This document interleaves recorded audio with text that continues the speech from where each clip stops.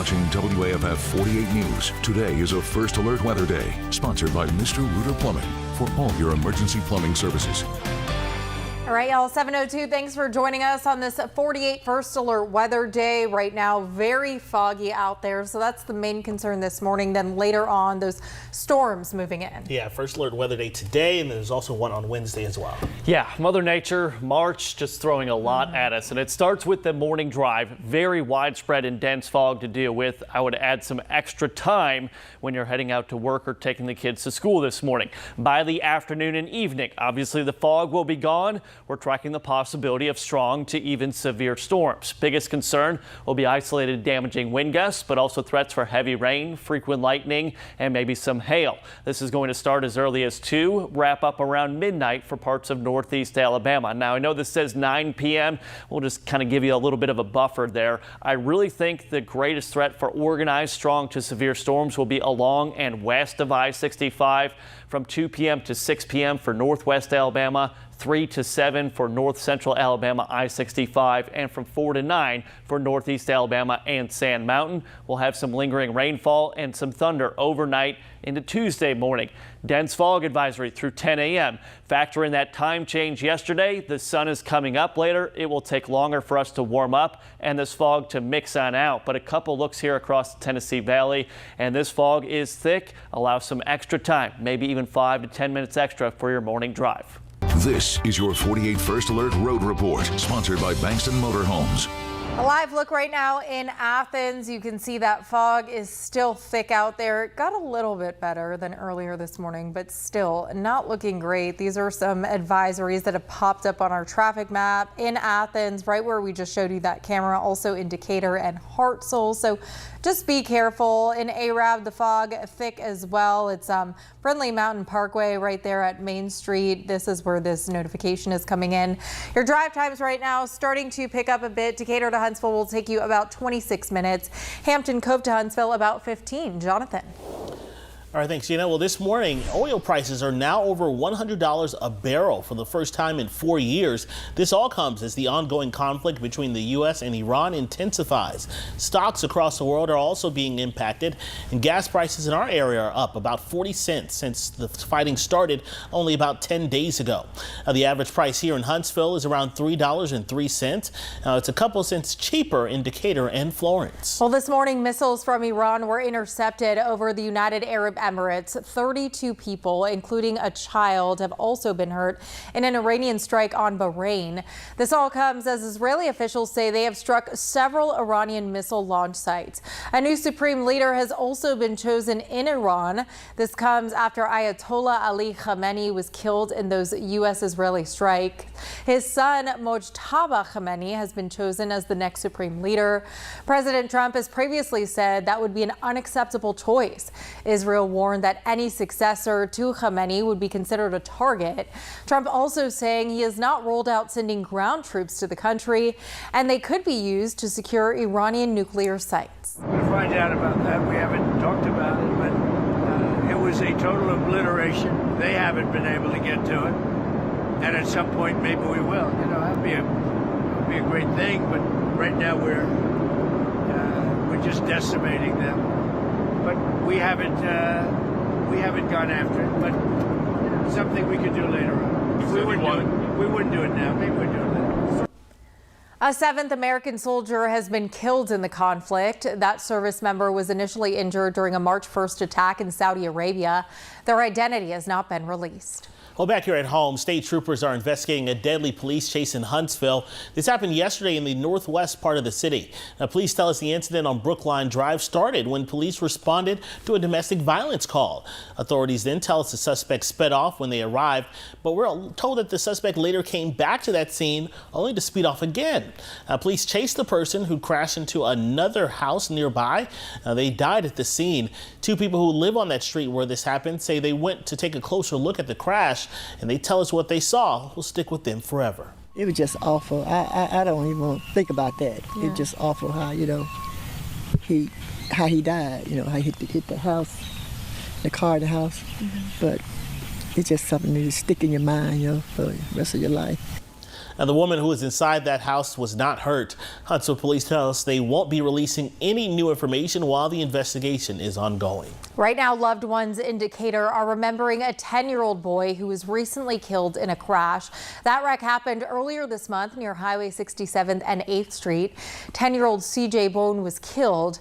His parents and 3-year-old brother were injured. A close family friend says CJ was a smart and sweet child who will be missed very much. I have siblings, and CJ felt like a sibling to me. And if that would have happened to my siblings, I don't think I could carry on. I really do miss him, and I know that the family misses him, and it's been really rough on me to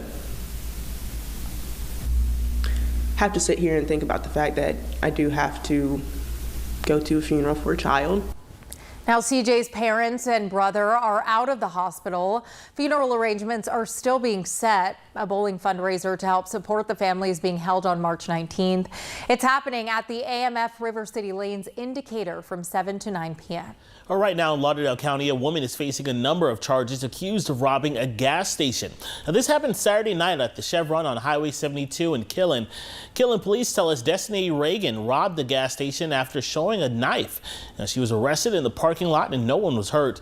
She's charged with robbery, attempting to elude, and obstructing justice. All new this morning, a Hartselle man is behind bars on a $300,000 bond. Stanley Foster Jr. was charged late last month after Morgan County deputies say they found more than 300 grams of meth at his home. We're told authorities found marijuana, crack cocaine, a scale, and a loaded gun. Foster is charged with drug trafficking and drug possession. This is all according to our media partners at the Decatur Daily. Happening today, the family of a Rogersville woman who was killed in her home more than a decade ago is honoring the community. Now, honoring her through a giveaway. Connie Ridgway was found dead in her apartment back in 2015. In 2020, a grand jury indicted Casey White on 2 counts of capital murder in connection with her death. He admitted to the crime, but prosecutors with the Lauderdale County DA's office believe he may have lied. Now, the murder charge against him was later dropped. White was famously at the center of an 11-day manhunt whose escape left his jail guard accomplice dead. Now, Alabama state troopers are still looking for the person responsible for killing Ridgway. A $5,000 reward is being offered for any information leading to an arrest. 48 will be at the opening of Connie's cabinet today. It's a food pantry that honors Connie by providing food and other supplies to the community. Well, happening later this morning, opening statements are set to begin in the trial of a man accused of killing college student Anaya Blanchard. Now, Ibrahim Yazid is accused of kidnapping and killing Blanchard at an Auburn gas station back in 2019. Her body was later found dumped in the woods near Tuskegee. Now, the jury is also set to be sworn in this morning as well.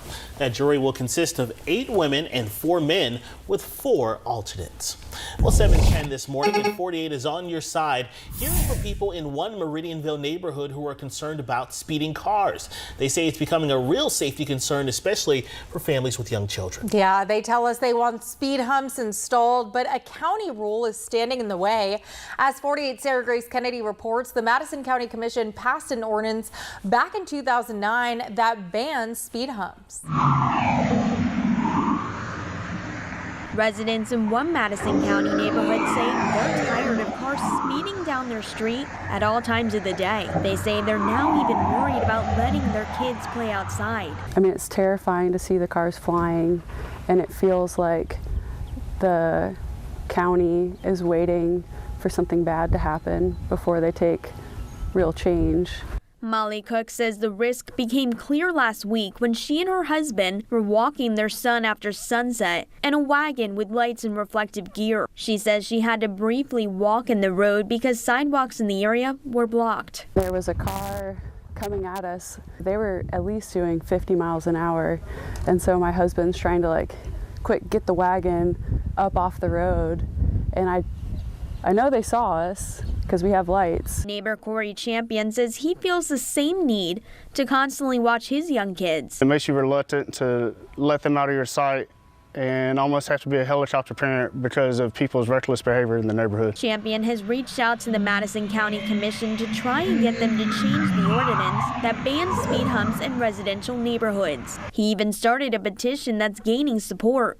The main goal here is to be proactive in trying to reduce the amount of people speeding through the neighborhood before an accident happens instead of being reactive, because at that time it's going to be on Madison County's hand, not ours. The ordinance was created over concerns that speed humps could slow emergency vehicles and lead to damage to their cars. I was a firefighter for 7 years. Yes, it's going to slow down the vehicles a couple seconds, but it should not create such a delay that it's going to impact the overall result in emergency situations. County leaders and law enforcement tell me they are aware of speeding concerns in neighborhoods. The Madison County Sheriff's Office say they often patrol these areas, but they shared with me that decisions about speed humps are out of their hands. So the ultimate goal would be to assist them in having a tool to reduce the amount of calls that they're receiving so they can focus their efforts better in the Madison County area. Now, we did reach out to multiple Madison County commissioners for comment, but none got back to us in time for this story. All new this morning, Lawrence County deputies have arrested the man they say led them on a chase. The sheriff's office says Howard Horton also had a lot of drugs on him. Horton was arrested last week in the eastern part of the county. We're told he took off after authorities tried to pull him over. The sheriff's office says they found 4 ounces of meth, a pound of marijuana, and over 100 grams of synthetic marijuana. You can see those drugs on your screen now. Horton is charged with attempting to elude and drug trafficking. And in Florence, another man is also facing drug-related charges following an investigation there. Julius Simpson was arrested on March 4th after police searched a home on Graham Avenue near Cypress Mill Road. Now, authorities found drugs, including 12 grams of cocaine in illegal firearms. Simpson is charged with drug possession and intent to distribute. Right now, East Limestone fire investigators are working to figure out what started a fire there. Now, we're told that this happened Sunday morning at a home on Woolly Springs Road in the Thatch area. You can see the damage to that house on your screen. It was destroyed. No word on any injuries. Well, March means that many of you are about to get a much needed break. Yeah, spring break is right here, and it's something that you might, of course, want to see happen, but your wallet won't really be getting a break this time of year, though. 48's Claudia Pepperhorse joins us live this morning in Huntsville. And Claudia, spring break costs have really been going up for the past 5 years. Yeah, Jonathan, that's exactly right. But those price hikes are not stopping travelers. In fact, AAA Alabama is actually anticipating record-breaking travel numbers for the month of March. Around 171 million people are projected to take to the skies this month. They're also anticipating record-breaking travel on the roads, despite the rising cost of gas. Clay Ingram with AAA Alabama says if you're worried about the cost of fuel, download the AAA app, where you can use their fuel price finder to help you find the cheapest gas in your area. Now, because of rising costs, many Americans are actually finding that an international all-inclusive trip is cheaper than traveling to the Gulf Coast. Ingram says spring break travel is still accessible if you know how to shop around and shop early. But the secret to that, to fight that, is to plan ahead, plan early, book your trip as soon as you can, because that not only will save you a little money, but it'll also make sure that you have the availability to go where you want to go, when you want to go, and at the best possible price. Now, if you are just now making spring break plans, you will unfortunately pay the price. But Ingram recommends for next year booking your vacation at least 6 months in advance. Reporting live in Huntsville, Claudia Peppenhorst, 48 on your side. Today is a 48 First Alert Weather Day, sponsored by Mr. Rooter Plumbing for all your emergency plumbing services. Yeah, a lot to unpack with the forecast. As far as starting the day off, we've got widespread, very dense fog to deal with. So factor in some extra time and also those Monday traffic headaches for your morning drive to work or taking the kids to school. By the afternoon, tracking strong to potentially severe storms developing over northwest Alabama, moving from west to east. Wednesday is also a 48 First Alert Weather Day. I think Wednesday does have a slightly more favorable setup for potential severe storms as a cold front is approaching the Tennessee Valley. Some lingering rain and thunder overnight into tomorrow morning, but Tuesday actually turns out to be a nice afternoon with a high of 80 degrees. Our storm threats today primarily looking at isolated damaging wind gusts, but also heavy rain, small hail, and lightning. All right, thanks, Eric. Well, still to come this morning, a dangerous insect is threatening crops in Tennessee. We'll share what you can do to help get rid of it.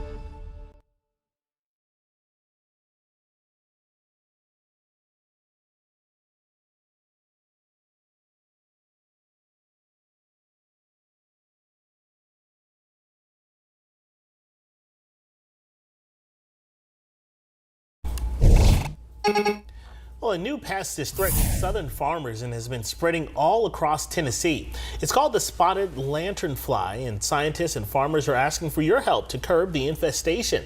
The lanternfly is native to Asia, and they feed on the sap produced by over 70 plant species here in the U.S. Now, there's a lack of a natural predator here, so that allows them to just eat as much as they like to. Now, they pose a massive economic threat to fruit farmers across the country. Crushing their eggs when you see them can help stop the spread.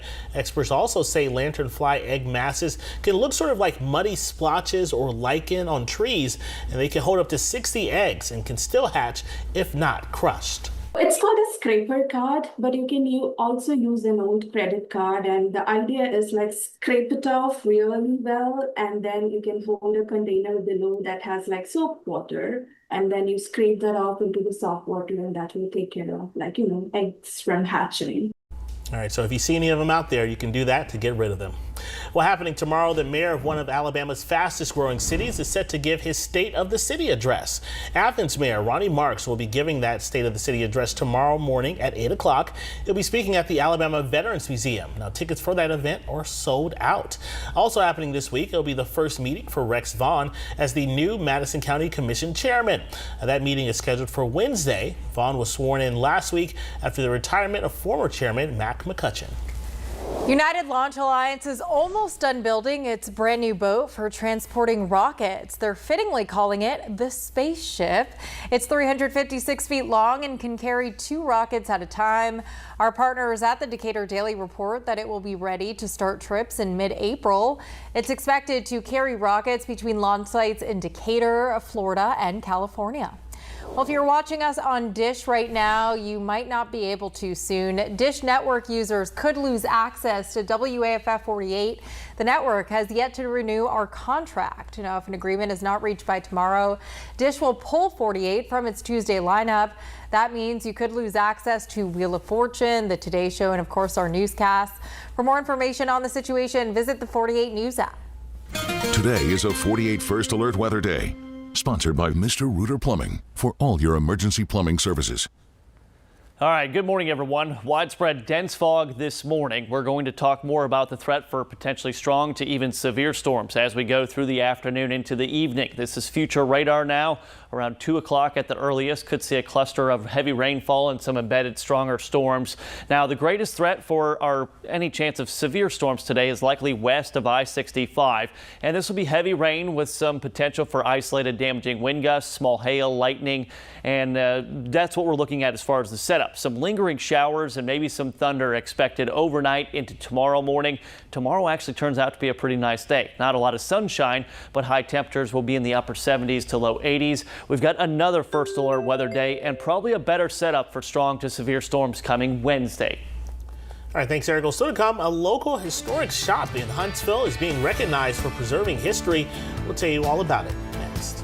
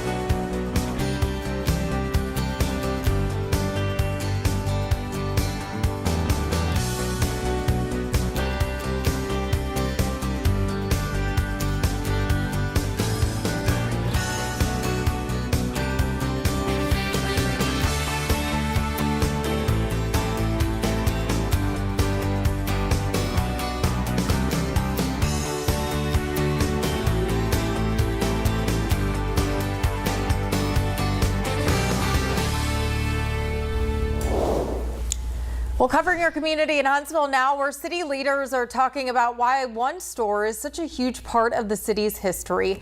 Harrison Brothers Hardware sells everything from locally made waffle mix to greeting cards. The shop was originally opened as a tobacco store in 1879 on Jefferson Street. They relocated to the square in 1901 after the original location burned down. The Harrison Brothers then decided to expand their retail offerings to include furniture and even mule harnesses to those across the valley. Harrison Brothers Hardware has been a preservation project of the Historic Huntsville Foundation since 1984 to preserve the tradition and preserve the building and these wonderful interiors. Now, Harrison Brothers was also honored with the Downtown Huntsville Retail Establishment of the Year Award. Well, if you live in Madison County, starting today, you have new options to renew your car tags. You don't have to go to the Madison County Service Center. There are new kiosks at 2 different satellite offices that you can use. One is at the District 1 office in Newmarket. The other is at the District 3 office in Brownsboro.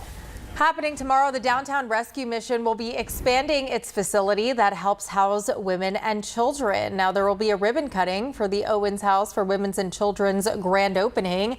Rescue Mission leaders will be there to welcome the community. It's happening at the Downtown Rescue Mission tomorrow at 10 a.m. Well, happening this Saturday, a fun event is being hosted at the Orion Amphitheater. Now, the one-man vintage market is being held there at the Orion. There will be over 60 vendors from across the Tennessee Valley. They'll be selling vintage clothes, records, collectibles, and more. Admission and parking are free. It's happening from 11 a.m. to 4 p.m. again this Saturday. And also get your costumes ready. It's time for Comic-Con at Low Mill. You can have a day of comics, anime, movies. Admission is free, but there is a $10 parking fee. It's happening Friday and Saturday from 11 a.m. to 7. Today is a 48 First Alert Weather Day, sponsored by Mr. Rooter Plumbing for all your emergency plumbing services. Today, as well as Wednesday, 48 First Alert Weather Days. Out the door this morning, widespread dense fog. But today, from about 2 to midnight, we've got the possibility of seeing some strong to severe storms across the Tennessee Valley.